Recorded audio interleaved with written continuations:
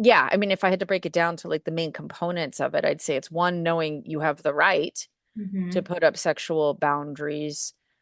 Two, getting clear on what they are for yourself so that you can have fun. And then three, like kindly communicating them with your partner. And then four, like checking in. Where's your partner with it? What are their needs? What are their boundaries?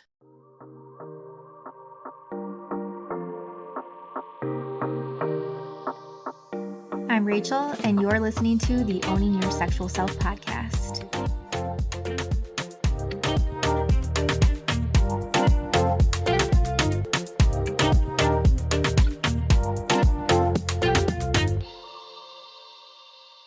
All right, we are back for another episode with another awesome guest, Jenn Gunsaullus. Thank you so much for coming on the show today. I'm really My excited to pleasure. have you. Yeah, so you got a PhD, you're doing all the things. You're an author, international speaker, sexologist, a sociologist, relationship coach. Literally, you have many hats in the ring, it sounds like. I've been at this for a long time. So I Yes. started over 30 years ago, yeah, doing sexual health Wow. work. So yeah, and so it's been evolving over time, but this has been my passion and commitment for many decades. Yeah. What I'm curious, just like what got you started? How did you know that this was it, you know?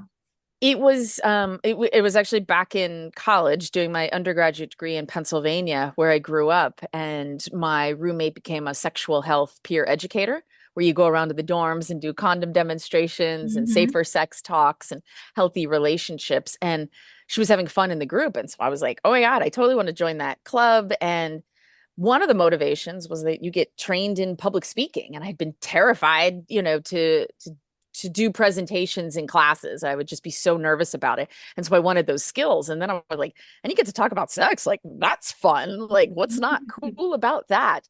And so I joined the group about 31 years ago at this point. And then I became really fascinated about what we talk about with sex, what we don't talk about, the shame, the stigma, how fear-based approach to sex education don't really change behavior much and aren't empowering people. And then gender power dynamics about how we're raised differently by gender and how that impacts how we show up to sexual conversations and what we feel like we have a right to talk about or not, etc. So yeah, so I came into the topic because it was flashy and fun and to learn some skilled public speaking skills. And then I stayed for just the intrigue of it, truly. And it never gets boring. Mhm. Yeah, that is one thing I can also say. Like, I never have the same day in my business, Yeah. right? Like, I might be having similar conversations with clients, but Yeah. everybody's experience is different, right? Like, everybody has their own background, their own stories, their own childhood traumas, Yep. right? Like, Yeah, exactly. Yeah, I had somebody in another field say to me, and they're like, yeah, don't you feel like you're just always saying the same things to people? And I was like, no. I'm like, they're the themes. Like, there's absolutely themes, but there's just so much nuance per person. And when you could show up and be organic in the moment with each person and let it flow and see and pull back the layers and feel into what's going on there. It's just each conversation is really unique in that way. mhm. Yeah, my hang up is always that I'm like, did I already share this book with you? Because or did I I already know. this podcast? Because I feel as a I know. a person myself, like a therapist myself and coach myself, I'm constantly absorbing. I want to learn all the new things, Yes, listening to books and the podcast and all the things, and that actually helps along with my work because I'm like, I was just listening to this every day. I feel like it helps keep me fresh. totally. And then Yes. client to client to client. I'm like, did I tell you or was that the person before you? I know. I do the same thing. You have a book. What is your book about?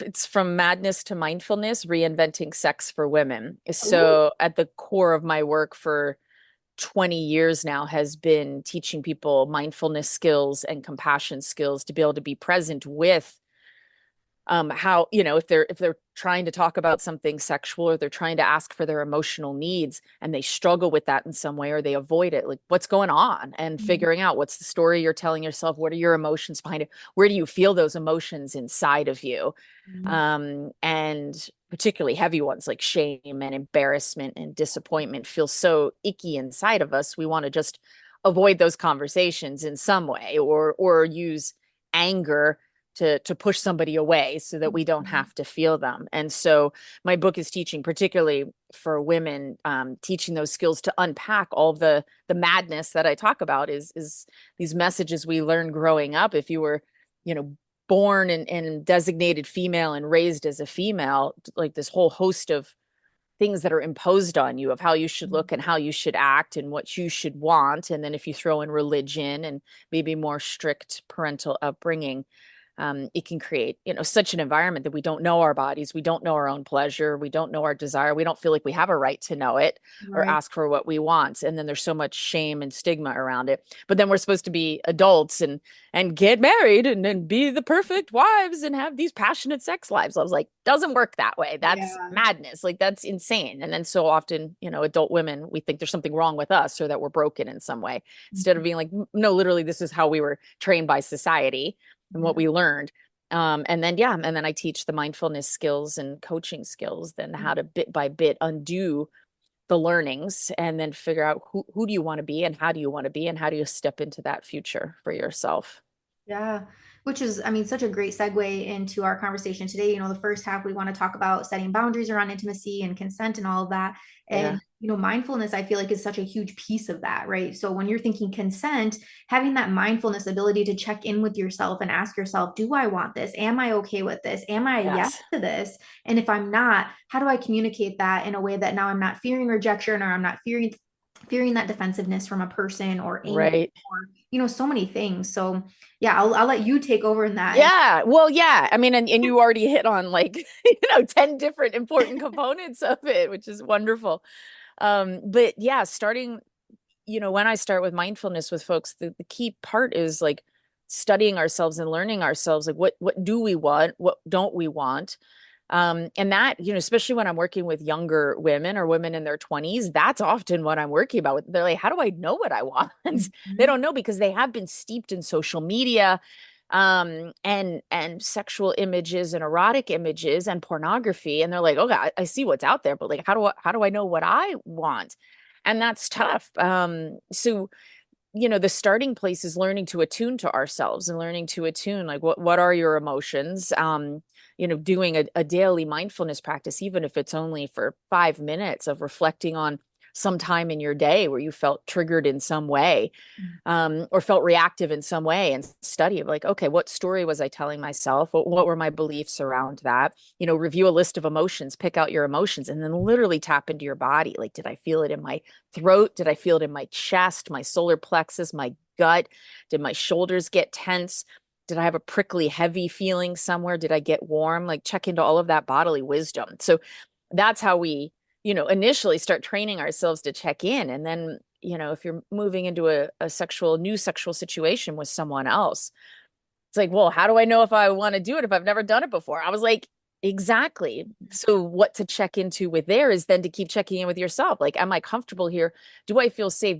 Do I feel like this person I'm doing this with is honoring me and listening to me? Like, that's what we're tuning to the other person and other people, and ideally choosing folks that honor us and respect us, and we're communicating back and forth openly with it. So that's where mindfulness comes in there. And then trusting our instinct. If something doesn't feel safe or right, stopping the situation. Or if you're with somebody that you don't feel like you could stop a situation, try not to move forward, like try to remove yourself from the situation or say, hey, this just isn't feeling right to me. So, and no, like it really is trial and error. That is the only way. Like, it's okay to have a sexual experience that you consented to and you chose to do that you didn't love or that Mhm. wasn't great, but that's the only way we find out what we like, who we like, and what circumstances, or how we want to shift things to tap into our own pleasure and our own interests. So, and then, how do you do it gracefully and compassionately? Because it is a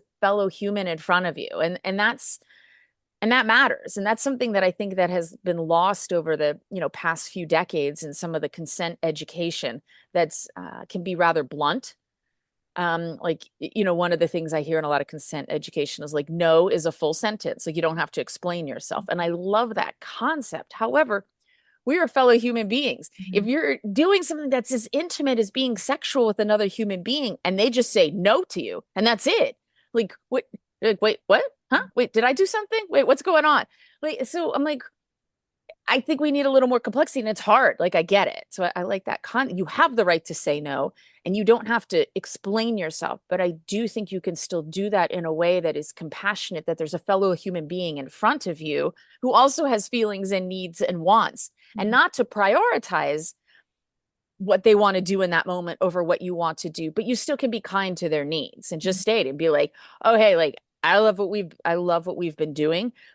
I'm not feeling comfortable moving any further right now, or can we shift to something else? Or I'm feeling pushed right now. Can we pause for a moment? Mhm. And that takes a lot of courage to do. So I mean, I really do. I am a fan of actually like role playing and practicing saying Mhm. things like that out loud, even with a friend, and like feel the awkwardness of it. Mhm. Because it's those icky feelings inside that we're often afraid of. And so practice gaining comfort with discomfort around those icky feelings. Yeah. So, okay, there was a lot of I'm information. glad. Well, and something that just is coming up these past couple of weeks with clients is, and so I want to ask your advice on this, like how to softly, like softly give the no, or right, softly set the boundary. So specifically in the realm of, I'm going to use a client example here, right? Like they have Yeah. a great weekend, they're out with friends, they're having such a good day, they're feeling connected, both of them emotionally connected. It's good. Yeah. He goes to initiate sex, but in her mind, he's a little past that limit of drinking, right? Uh, It's a little, maybe a little oof. sloppy, or could get sloppy, right? And so she says, no, but it's like, I'm not trying to fight with you. I love you. I want to be with you, right? Like, well, I want to continue our good day, but for, sex right now is a no for me. So how in that realm, because this, especially So summer, hard. right? Like people are Right. having fun, we're on Yeah. vacation, right? So Yeah. anyways, like what would be your soft And that's hard because if anybody is intoxicated, we're not dealing with a rational person in front of us. And so often they might not think they're that drunk and they're not going to understand. So versus like if you're just if everybody's sober and you're having a normal conversation, you're like, hey, I'm feeling off, this isn't right, with like a long-term partner that you're with, or somebody you've been with for a while, they can be like, oh, okay, like, they might be disappointed, but they're like, oh, okay, I understand.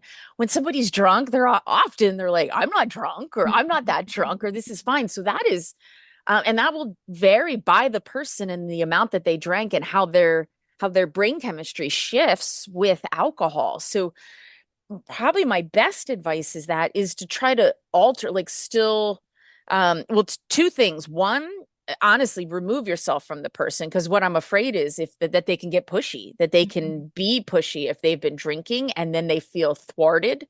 Mhm. And then the thing is, likely they're going to feel like an ass in the morning, but I don't want you to have to go through that experience with them right now. Like that's just not, it's not good for anybody. So if you can remove yourself from the situation, possibly, or go to a different bedroom or something, if that's a possibility. Or if you can divert the attention and just still like cuddle and still have some closeness, Yep. like so that there's still, and that and ideally, if you're still feeling connected to the person and you're just like, oh my God, I love you, we had such a great day, this feels like we drank too much, and maybe just take it on yourself. You're like, I don't feel good. Maybe that's a way of just saying, I don't feel good, but can we still connect? Can we still cuddle? Can we still be with each other? So if you're not worried about dealing with an irrational drunk person, the other approach, and the main approach I would always say in things like this, is still maintain connection, still do something that maintains connection, still be like cuddling with each other. You could still be touching each other, you could still be kissing, you could still be touching in some ways.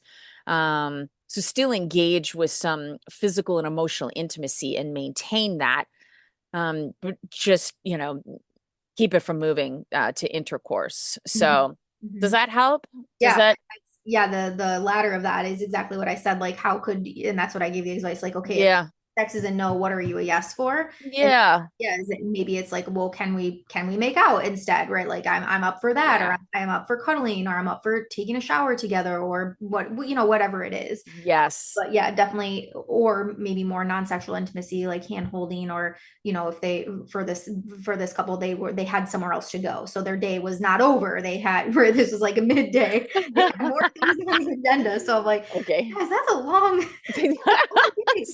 A little sexual interlude in the middle. yes, yes, yes, yes. That's So, awesome. but yeah, no, I think that's yeah, great advice. I would say again in alignment too. So we've had conversations on the podcast before around setting boundaries, not Mhm. so much in the realm of sexuality, which is odd considering this is a sex podcast. But you were talking through like boundaries around sexuality, what do you have on that? Give us some context around that. Yeah, I mean, it's everything we've been talking about so far is like for, boundaries are, well, so boundaries are a way of, in kind of in alignment with what you were just saying, but like boundaries are like, we tend to think of them as like restrictive or negative, but boundaries are like how you say yes to yourself by creating this place, this space that you can freely play in and Mhm. show up in and be present in and not feel like you need to defend or deflect or be on guard all the time. Because ideally, the best sexual situations are when you relax into them and then you get to really be organic and nuanced and explore with the other person and not feel on edge and not feel worried. And that's what boundaries create for us. So instead of being restrictions, they actually give us freedom. Now it's then the communication of the boundaries because for someone else they may be restricting what they wanted or what they hoped for. So to me it's it's having conversations about this, but and knowing that you have a right to own your boundaries and put them up. But again, you could still be compassionate to the other person in front of you and say, hey, here's where I'm feeling comfortable so that I can be fully comfortable and trust you and have fun in this because I don't want to be on guard. And the thing is, when you communicate it like that, most people that you're going to be sexual with were like, well, of course I want you to be fun and have a, feel free and not have to like guard and deflect. But I don't think we often present it in such a direct way. Mhm. So, communicate in a way that you're a team together and then ask the other person, like, what are your boundaries? What are your interests? What are you looking for? I mean, and what I'm saying right now requires a lot of trust and communication and safety. And often we need to know somebody better to be able to do that. And we're already doing sexual things with them. Mhm. So, yeah. So, I mean, and that's something to think about. If folks feel like they're having sexual interactions with somebody before they even have the comfort to have conversations like this, like maybe slow things down a bit till they do know that they trust that person. And then if you are in a longer term relationship, then sitting down and having a conversation, often in a not sexual situation, Mhm. and just be like, and dude, genuinely compliment your partner. Like, I love when we've been doing this, and this was great, and the other night was so fun. And I've been realizing like I'm experiencing pain in these situations, Mhm. or I'm having my period and sometimes I'm okay with it, but sometimes I don't want sex with my period, or my nipples are feeling really sensitive right now. So can I create some boundaries around this so that I'm not worried about getting hurt physically and I could just relax and have fun in the moment. So yeah, I mean, if I had to break it down to like the main components of it, I'd say it's one, knowing you have the right to Mhm. put up sexual boundaries. Two, getting clear on what they are for yourself so that you can have fun. And then three, like kindly communicating them with your partner. And then four, like checking in. Mhm. Where's your partner with it? What are their needs? What are their boundaries? Yeah. So, And for the person on the receiving end of that, right? Like it's not a no to you, it's a no to the thing. And that yeah. setting ego aside. They're not saying no to you, they're saying no to the thing. A hard distinction for most people to make, especially because then they also feel disappointed. So they feel both rejected and disappointed. And so helping people reframe that is invaluable because when people feel rejected and disappointed, we don't behave well often. Like we kind of act like assholes sometimes, or people can get pushy, or they can start sulking, Mhm. or they can start ignoring their partner. And like none of that's good. So what I always hope for is that even when you're having these difficult conversations around sexual topics, or you're putting up boundaries, or you're saying no to certain things, that, like you said, it's like, you're still a yes to a lot of things, and like focus on what you are a yes for and focus on the ways you shift what you're doing, but stay connected. The focus is always that you want to be having a fun, safe, engaged physical interaction with each other. It just shifts what it looks like. And I Hmm. think that's hard for a lot of people in our society, probably most societies, because we learned a very linear way of doing a sexual encounter, and that there's specific acts you do, and if you don't do those acts, then you're not happy or you're not fulfilled, or versus being able to be creative and think outside the box. And when I work with older couples and couples in like, really long-term marriages, relationships, I always say, I'm like, the number one thing to increase your likelihood of sexual intimacy into your 70s and 80s, if you're still together, um, is your is your ability to communicate with each other as a team around sexual creativity and thinking outside the box, because our bodies change, our hormones change, erections change, Yeah. vaginas change, the whole thing. But if you can keep talking and working as a team together and being creative, you're like, okay, this isn't working anymore, but how can we still stay connected and have pleasure? Yeah. And I wouldn't, as a society, I would say we are not good at that.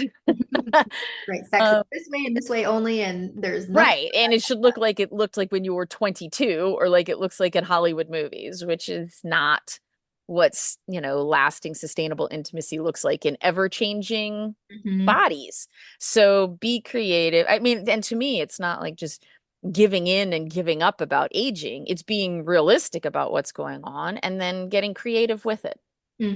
Yeah. I like your creativity, and then curiosity is another word I'll Yes. often use. Yes. Exactly. And I think too, in creating the boundaries, right? That I think people underestimate how much, like, the safety piece of it, right? Like if I set a boundary and you stay within that boundary, like, now I feel safe, and maybe then that opens up more opportunity, or now I'm willing to explore more with you, or explore maybe this thing that you have curious or interest in. And I'm not, Yes. right, for men that are listening, or Right. anybody listening, right? I'm not saying, give her what she wants and that's gonna, she's gonna want more Exactly. after that. That is not what I'm saying here. However, safety is so, so important. And I think, Yes. again, it's underestimated. The emotional safety. Again, when people are safety, they're like, well, I don't hit her, I'm not verbally abusing her. No, it's Right. emotional safety. That's what the women, that's what everybody That wants. yes, that I have the right to say what I want or don't want, and you, as the person who loves me the most, is going to truly be mindful of that and remember that and honor that. And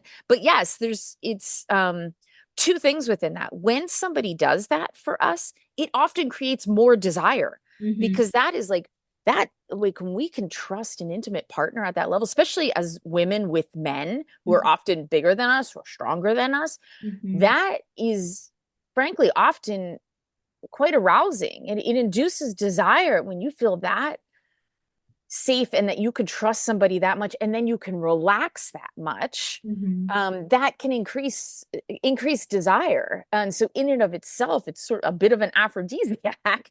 Mm-hmm. And then, to your point, I have talked to some men who are so good, they're kind of like players, but they're like the most respectful players, so like every night they're out with a different woman, but they're not promising them anyone. And Mm-hmm. they are so honoring to whoever that woman is, what her needs are, how she's wired, and the boundaries she puts up in. And I remember this was a while ago. I was talking to a male friend of mine. He goes, yeah, I'm just happy to be there. I don't want to do anything she doesn't want to do. Yeah. And so he's so good with boundaries that then the women feel so comfortable with him that they are then often wanting to explore more. Now, you can't assume that, but that's because he genuinely is not pushing. And he goes, I don't want any more than what they Mm-hmm. are comfortable with and want to give. And he goes, and I am so happy with what we have and what we're doing. And he's so genuine in it. Like, Mm-hmm. he's not playing the game. Yeah. He's just really honoring. He's just happy to be getting some Yeah. with that woman. So, but right, you don't want to play that as a game, because that's really the opposite of compassion for a fellow human being. Well, and how sexy too, right? Like, I set a boundary and then my partner says back to me, like, thank you for telling me, or what can I do to give you pleasure in a way that you want? And I hear in the couples I work with, right, at the end of the day, and again, I'm speaking more so in like heterosexual relationships, but at the end of the day, the man, he's not actually wanting to have sex with her when she's so disconnected. She's laying there, right? She's the quote unquote starfish or the dead fish or whatever, Right. right? No, he wants her to be connected, enjoying it, feeling desired, right? Like And wanting passionate. Yes, specifically, yes. exactly. So it's like, okay, if you can stick, if you can withhold the boundaries, stay within the boundaries, like hear what she's saying, give her creative freedom and whatnot, and for yourself Yeah. too. And I'm not saying like men to shut down what you want, but yeah, Yeah. it's like a nice dance when it people do this well. And it's a shift in mindset. And it's not a mindset that we're taught of how to approach around sex, because it is almost like we have to take it, or it's scarcity perspective, or we've got to defend from it versus, yeah, let's flow together and let's put up these boundaries together and let's honor all of this, like that true teamwork aspect. Yeah, and it could be tough when you're fitting in sex at the end of a long day with Mhm. family and kids and work, and you're exhausted. And you're like, okay, let's just get this thing over with. Yeah. Versus be like, okay, what can we, yes, let me see how I can show up here. Let's both get pleasure. Hmm. Yeah. Hmm. Yeah. Okay, so that was first half. Like, and then the second half I wanted to talk with you about was this. So the concept of what I described as the mental load, but this, right, like this thing, this stuff that goes on in the background that's in our brains that are definitely playing a part in our ability to become turned on or want to engage in intimacy with our partners. And I forgot the phrase that you use. What do you Well, use? it's funny. It's kind of two different directions we can go with this. There's Yeah. one that's like the mental load that could be just around like the mindfulness piece of just how we're always distracted, Mhm. especially in today's fraught technology world. And that could always be just sort of like running in the background and the chatter. So that can be an aspect of mental load. But then there also is the aspect of like the emotional labor that particularly for women is just in households, something that women are often doing more and often doing more of in workplaces. And it's this invisible labor that we're always sort of like trying to take care of others and make sure everybody's okay, because we care about people. We're remembering everybody's birthdays and the Mhm. wine we need to pick up to bring to the party, and emailing the teachers, and just this constant like mental, emotional labor behind the scenes. And that type of stuff often goes unrecognized, but takes a lot of time and energy and can build resentments in relationships. So I'm not sure which direction you want to go. That one, Yeah. that that because this is Yeah. yeah, I do think for people that I know the audience pretty well. I feel like that hit the nail on the head. Yeah, and to me, this is as a sociologist and specializing in gender role socialization, this is one of the topics I like to bring up a lot when I'm working with a heterosexual couple in front of me, um, because it's just something that so often, unless it's a particularly sensitive man who also has really good socio-emotional skills and is aware of doing stuff like that, many men don't realize all of the like these are the things that make the world nice, frankly. A lot of the emotional labor that keep things moving smoothly, that keep children like on time to summer camps, and keep fresh sheets on the bed, or like nice like there's just this ongoing paying attention to all of these different components, the mental emotional components of what it is to live, to it's like all of the dressing around life, which maybe seems superficial, but if it wasn't there you'd notice Mhm. it and you'd be a whole lot less comfortable. Yeah. Let alone your kids wouldn't be picked up on time. And I mean, in women in general, we're wired more this way, I think, because of hormones, but we're also then trained this way from birth to attune to people around us more and to be attuned to their emotions and their needs, and to be trying to predict people's needs. So all of that means that there's just this constant, like, in the background. It's taking energy, it's taking brain energy to be paying attention to these things all the time and caring about these things and attuning to them. And so I think that's a adds to women's exhaustion, Mhm. um, more overall, especially if they're working outside the home, also, and kids, but just overall, like it's invisible labor is what it is, and it's often not recognized as labor. And I think it can be easy as women in long-term heterosexual relationships to then feel resentful about that they're not being acknowledged for it. Hmm. Yeah, acknowledged, or like, why isn't he thinking this, right? I hear that often from the female clients, like, why do I have to be the one that's right, like that does all this, that thinks like, yeah, we have the birthday Right, party, so we need to do X, Y, Z plus right. C for the birthday party, like to get prepared for this thing, right? Like, Yeah. Well, and there's something, I mean, often women are because you're the one remembering to do it, because you're the one who cares about it. And then the piece that I think is important to look at also is sometimes women don't feel like their husbands are doing it as well as they would.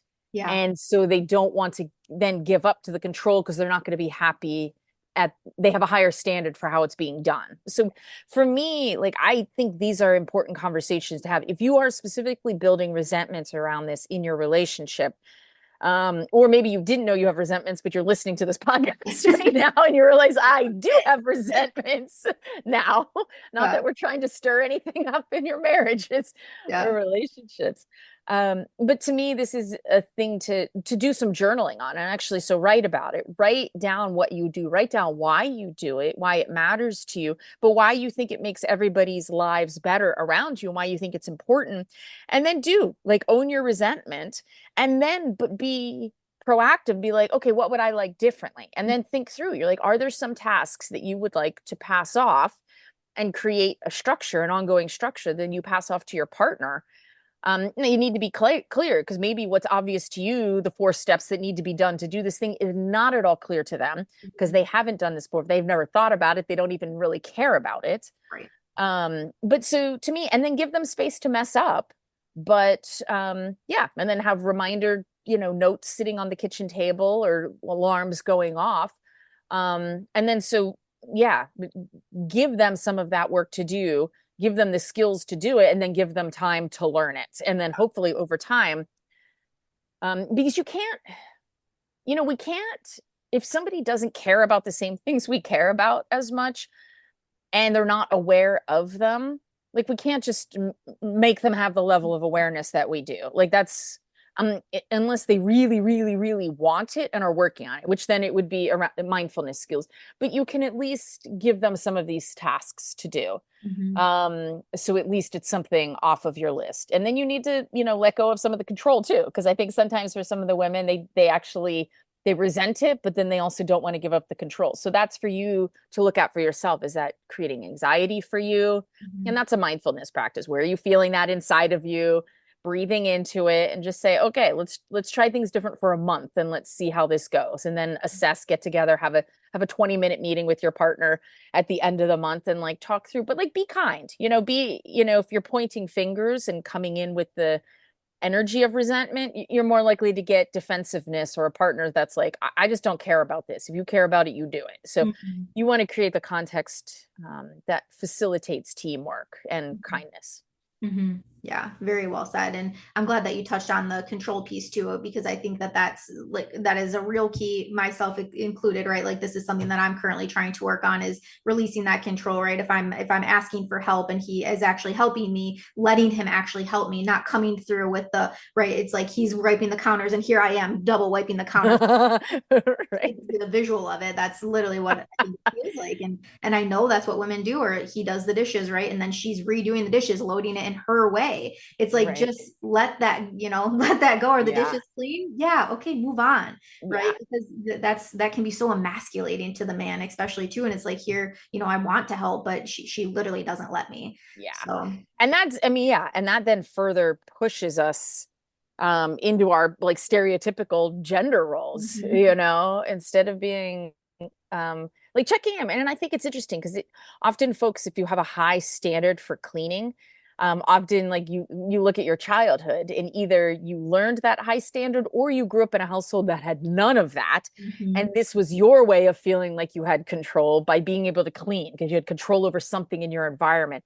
So look at that, because that means you're still running through a pattern, a reactive pattern based on uncomfortable childhood emotions or just something that got trained into you. So like you're an adult now, you get to reflect on these things and think about like what's worth it, what's worth your time, what's worth your energy, and what's worth friction in your marriage, and where can you make some new, I mean, stick to your values and what in your integrity, but um reflect on sometimes that's been programmed into us from someone else or from childhood, and maybe not who we need to be as adults. Yeah.